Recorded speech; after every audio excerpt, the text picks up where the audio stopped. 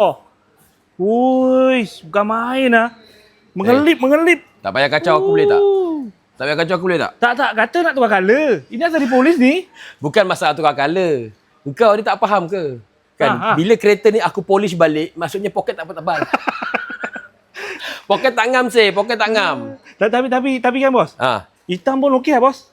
Yelah, dah lepas polish ni okey lah, cuma belum finishing. Ha. Sekarang ni, sebabkan poket tak ngam, Ha. kita polish dulu body ni, kita polish dulu buang watermark, lepas tu nanti kita cuci under carriage, kita cat caliper okey lah. Tengok caliper.